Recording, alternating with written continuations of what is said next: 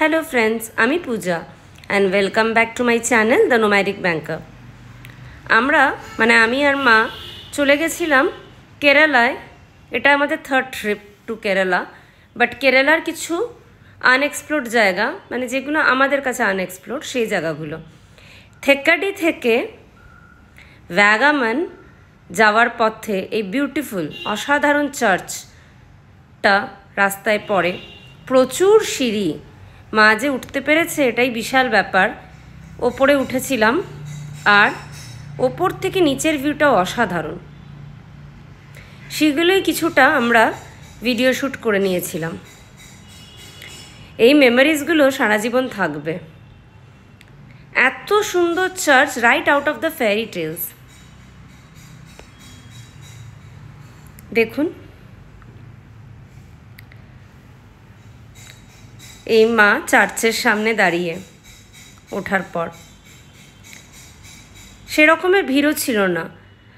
R fortunately it was a Sunday, but we were allowed to enter the church also. ভেতরে video তোলা allowed না, তাই সেটার video আর দেখাতে পারলাম না। ওপর থেকে দেখুন টি গার্ডেন, টি প্ল্যান্টেশনগুলো কি অসাধারণ লাগছে। এটা যদি তোমরা যেতে চাও কিভাবে যাবে সেটা বলে দিই। থেক্কাডিতে যাওয়ার নিয়ারেস্ট এয়ারপোর্ট আপনারা কোয়েম্বাটোরে যেতে পারেন। কোয়েম্বাটোর থেকে ফ্লাইটে নামার পর কোয়েম্বাটোরে ফ্লাইটে নামার পরে ওখান থেকে বাই রোড আমরা থেক্কাডিতে এসেছিলাম। থেক্কাডিতে কটা দিন থেকে তারপরে যেহেতু মুন্নারটা ঘোরা, ভাবলাম এবার ভ্যাগামানটা যাই।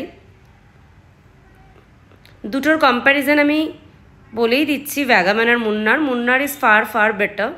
ভ্যাগামান ইজ স্টিল ডেভেলপিং, তাই প্রচণ্ড রাস্তায় ট্রাফিক হয়ে যাচ্ছে, সেরকমের ডেভেলপমেন্ট তো এখনও হয়নি।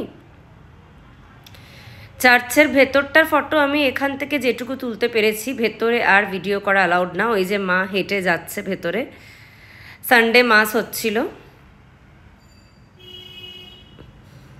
পরিষ্কার পরিচ্ছন্ন জায়গা। ইন্ডিয়ার মধ্যেও কিন্তু পরিষ্কার জায়গা আছে, সেটাই প্রমাণ হয়। যাই হোক, এবার আমাদের ভ্যাগামানে যাওয়ার পালা। এই কেরালা সিরিজে দেখলে ভ্যাগামানের ভিডিওটাও দেখবেন, তাহলে একটা আইডিয়া হবে। ভিডিওগুলো ভালো লাগলে প্লিজ সাবস্ক্রাইব করবেন। Please subscribe to the channel and help me grow if you like these videos. Thank you friends for your love.